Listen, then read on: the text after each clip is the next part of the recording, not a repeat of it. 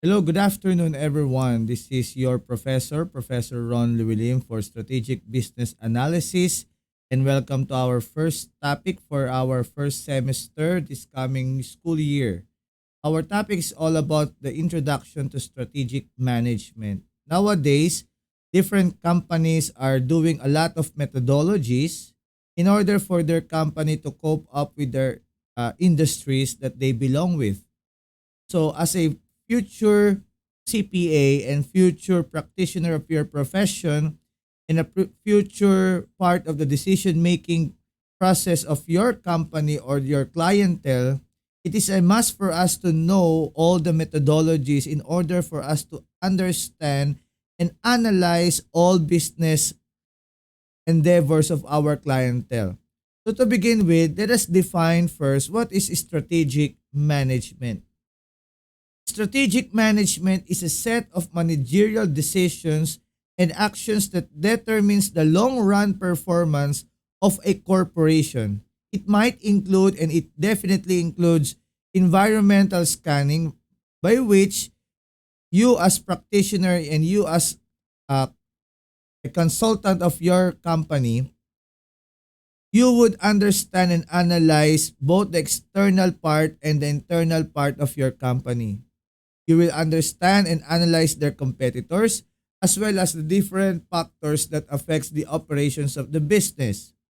You will be involved in strategy formulation wherein your company should always have the short and long range planning of different formulation, different strategy that you will employ for the next periodic years of your company. And you will also be part of the strategy implementation by which you as a consultant or the chief accountant or prime decision maker, perhaps when it comes to your financial status of your company, you will implement those strategy that you have formulated before. And you have also the opportunity to evaluate and control all the strategy that is being employed by the company. The study of strategic management, therefore, emphasizes the monitoring and evaluating of every external opportunities and threats in light of the corporation's strength and weakness. In the next period of time that we are going to discuss, we will going to discuss the famous SWOT analysis and the PESTEL analysis, by which we are going to understand all the factors that affect every operations of your business. And in line with those PESTEL and SWOT analysis, we will formulate and implement, try to implement, and then upon implementation of those strategy that we employ, we will evaluate and control those strategies that we have been talking about. Originally, strategic management are called business policy. An accountant like you will always be part of preparations of business policies, especially when it comes to financial matters of your company. In your part as a private accountant of the company, you will not just be part of the financial decision making, because everything boils down to strategy in order for the company to increase their sales, to grow up their financial stability. So, as part of the financial decision making process of your company, therefore, you are part of the policy making body. Strategic management also incorporate topics for planning, environmental scanning, and industry analysis. So as part of our introduction, we are going to understand all the phases and benefits of having a strategic analysis, especially when you're going to understand and analyze all the industry competitors of your company. So, to begin with, let us identify all the benefits that pertains and entails strategic management. Strategic management gave us clearer sense of strategic vision for the firm. Having a defined strategy for your company, It means that your company will have a sense of strategic vision to achieve in the next periodic years of your company. So therefore, it is a must for a leader, for a decision maker, for a policy maker of the company to have this sense of skills by which strategic management should employ. As far as I have said during our introduction, our week 1, in this subject we'll also go back to our management advisory service or managerial accounting or financial management, by which we study all the ratios, all the returns, computations for the returns. But for this subject, we're not going to compute, but we're going to understand and compare ratio upon ratio, compare returns upon returns, in order to give us a strategic vision for our company at hand, or at least for the case that we're going to study. Strategic management also gave us sharper focus on what is strategically important. In your skills that you're going to develop as strategist or analyst or a consultant for your company, having a strategic management employees in your clientele, it gave them a sharper focus on what is really important. Meaning, the company can major on the major and minor on the minor and put up a strategy that is equally important for the major and the minor things. But most importantly, it will give us the focus on what is strategically important for our company. Next, and the last one, strategic management will improve our understanding of a rapidly changing environment. Remember, every industry is improving or at least decelerating or accelerating in every period of time. In these days, in the time such as this, there are rapid changing environment in every industry. Whether that is financials, whether that is manufacturing, or whether a simple trading industries, or a technology industries, or the food industries, whatever industries right now, it is rapidly changing in an environment. Especially after this pandemic, COVID-19, different industries have changed a lot because of those events that happen, especially as we face economic crisis during this period of time. But having a sense of strategic management will help our company to survive even at times such as this. For example, a certain beverage company we call San Miguel, they have managed to survive even for the time of COVID-19 because their company have a strategic management by which every event in their company will be able to cope up for a time like this. So, every decision maker, every policy making person inside a company, it behooves to them to have a skill of strategic management. I hope as you watch this video, you're coping up with our introduction, and I hope you're coping up with our simple video discussion. What are the phases of strategic management? We have 4 phases of strategic management. Phase 1 is the basic financial planning. It is a stage wherein the policy-making body seeks better operational control by trying to meet annual budgets. Remember, as a private accountant, you have to prepare annual budgets for different department of your company. Therefore, as a basic financial planning, your target in phase 1, your target is to meet the financial budget or annual budget that has been set for each department. Any budget allocation that is beyond the annual budget will means a lot for the operations of the company. Therefore, it is a must for us to seek better operational control. Even in phase 1, we are going to set a policy. In your practice and your future practice, you have to set policy by which every department should only work on that annual budget. Any anything that is beyond the budget, it should be subject for approval of the greater power, or at least the greater authority inside that department. Do we get that? Phase 2. Phase 2 is now forecast-based planning. It seeks more effective planning for growth by trying to predict the future beyond next year. In every annual planning of every company, they try to forecast at least 5 years by which they're going to plan their financial strategies, including their sales, including the management of their costs, and including the management and of their procurement of the assets.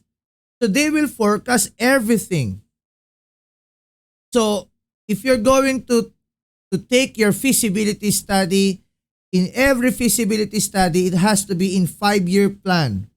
So that skills that has been developed in your feasibility studies, it behooves every strategies of the company. It behooves to them that every company should forecast their sales, forecast their procurements, forecast their asset management, and even cost analysis in a 5-year plan. That is the standard of the industry that they belong. But every company forecasts. Every company seeks effective policy, effective planning for growth by trying to predict every future beyond next year. So that is phase 2. Even in phase 2, the policy making body should always maintain a policy, a strategy put up in a black and white paper. Now, going to the phase 3, externally oriented strategic planning. This phase seeks to increase responsiveness of the company to market and competition. Now, in the first 2 phases of our strategic management, we always come up with the internal side of the company. What is our basic annual budgets and what are our forecasts for the next 3 to 5 years? Now we're going to take a look at the outside factors that might affect our company. And that means the market and your competitors. You have to analyze your industry. Every company should always have the capacity and the ability to understand their industry in order for them to strategically think how to at least be at par with their competitor if there are new entrants in the industry, or at least they can overcome their competitors by being the number one in their industry. Or if they are the number one in their industry, they are thinking how to maintain everything on the top. If you're going to observe some industries, even in the telcos, they're trying to be at par with each other. I think nobody can tell to them that we are the number one, you're just the number two. But if you're going to observe their external oriented strategic planning, they're just trying to maintain at par with each other. If they cannot outplay with each other, at least they're at par. So as a company, as a clientele, or even you are an accountant of your company, you are part of analyzing the industry. How come that they maintain successive income in the different fiscal period? Why our company is just maintaining at least the zero income, or at least we are maintaining this type of income below par with our competitors? We have to think. So Phase 3 is now more of a critical thinking. What is happening in our industry? What is happening in the market? What is happening in my competitors? Now, therefore, we go to the phase 4, the most critical part of our strategic management. We call that strategic management because it seeks a competitive advantage by considering implementation and evaluation and control when formulating a strategy. After your understudy of your phase 1, your phase 2, even for your phase 3, now it behooves for us, accountants, it behooves for every an analyst of the company to consider implementing all the strategies they have already think in their planning stage, implement it, and now start to evaluate all the implementation policies that they have started, evaluate all the losses, evaluate all the positive and the negatives. I've learned in the leadership we have to evaluate it in 10 by 10. 10 positive and 10 subject for improvement. So you are going to evaluate. And then when you make your evaluation, you are now subject to put a control policy by which that control will manage or mitigate all the losses or will increase the possible income for that possible implementation of policy. Do we get that? So strategic management is a very complex thing in terms of decision making of every company. It is not as simple as we think. Oh, strategy, madali yan. It's very easy. But putting up a strategy for a corporation, for let's say a multinational corporation, that is a big organism, not just a big organization. That is a living thing that supposedly they are going to live beyond their expected years. So as an accountant, as a future decision maker of a possible company, therefore it behooves for us to know what are the skills in strategic management. I hope we are coping up with our discussion this very afternoon. Now, this is a strategic management model. If you're going to take a look in the different scaling, in the different level, from the external to the internal part, you are going to scan all the external factors and the internal factors that affects your company.